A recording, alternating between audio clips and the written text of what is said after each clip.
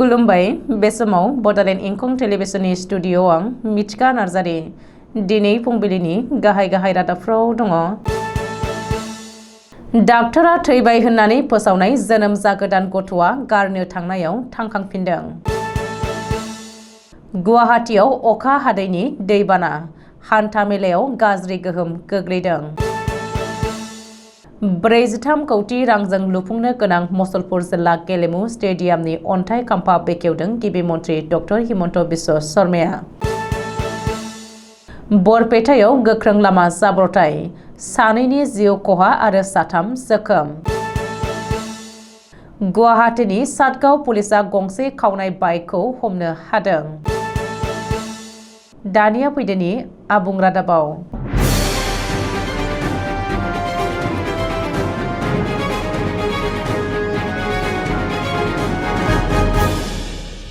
Barack सेरफांनि Cachar जिल्ला सिलचर नोगोराव थानाय गंसे नार्सिं हमाव जोनोम जागोदान उन्दै गथ'खौ डाक्टरा थैबाय होननानै फोसावनायनि उनाव गारनो लांनाय समावनो थांखांफिनदों। सुलुङाव फोरमायथिनाय बायदिब्ला हस्पिटालाव जोनोम जानायनि उनाव डाक्टरा गथ'खौ गोबाव सम गोबां नाजासेयावबो गाबखांहोनो हायाखैमोन। बेनि उनाव 12 घन्टा नोजोर होबाय थाबावदोंमोन। जोबनायाव डाक्टरा जोनोम जागोदान गथ'खौ थैबाय होननानै फोसावदोंमोन। डाक्टारनि बिथोन आरो फोरमायनाय बायदियै गथ'नि बिफाया जेब्ला थैबाय होननानै गारनो लाङो अब्ला गथ'आ गाबखांनानै होयो आरो थांखांफिनो। रायजोआव गोबां अखा हानायनि जाहोनाव आथिखालाव गोबां ओनसोलावनो अखा हादैनि दैया लामा सामायाव गाज्रि गोहोम गोग्लैदों। गुवाहाटी नोगोरमानि भास्कर नगर आरो जु नारेंगी थांनाय लामाया अखा हादैनि दैजों लोमजोबनायाव गारि मटर रिक्सा बायदि रोखोमनि मटरफोराव खस्थ' मोननांदों। बेनि अनगायैबो गुवाहाटीयाव जायगा जायगा अखा हादैनि दैया गाज्रि गोहोम गोग्लैदों। बिटिआर ओनसोलनि मोननै जिल्ला फारियै बाक्सा आरो तामुलपुर जिल्लायाव आसामनि गिबि मन्थ्रि डक्टर हिमन्त बिश्व शर्माया माखासे मावबिथांखिफोरनि अन्थाइ खुन्थिया गायसननाय आरो बेखेवनाय हाबाफारियाव बाहागो लाफैदों। बे हाबाफारि बायदियैनो बाक्सा जिल्लानि सदर मुसलपुर बाथौफुरियाव थानाय जिल्ला गेलेग्रा फोथारखौ आरोबाव जौगा थाखोनि खालामनो जिल्ला गेलेमु स्टेडियामनि थाखाय आसामनि गिबि मन्थ्रि डक्टर हिमन्त बिश्व शर्माया अन्थाइ खाम्फा गायसनो। 43 कौटि रांजों लुफिनजानो गोनां बे गेलेग्रा फोथारखौ फैगौ 2 बोसोरसोनि गेजेराव लुफुंजागोन होननानै खौरांगिरिनि सिगाङाव आसामनि गिबि मन्थ्रि डक्टर हिमन्त बिश्व शर्माया फोरमायलाङो। बे लुफुंजानो गोनां जिल्ला गेलेग्रा फोथाराव आबुं जोलुर गेलेग्रा फोथारजों लोगोसे swimming pool complex, athletics track, long jump, triple jump, water jump, javelin throw', discus throw', hammer throw', pole vault, shot put, high jump बेफोर आयदायाबो थाफादेरगोन। बे हाबाफारियावनो बाहागो लानानै गिबि मन्थ्रि डक्टर हिमन्त बिश्व शर्माया बिटिआर ओनसोलनि लामाफोरखौ फोसाबनो आसाम सरकारा बिटिसि सरकारनो 500 कौटि रां हरगोन बाथ्राखौ बुंथियो।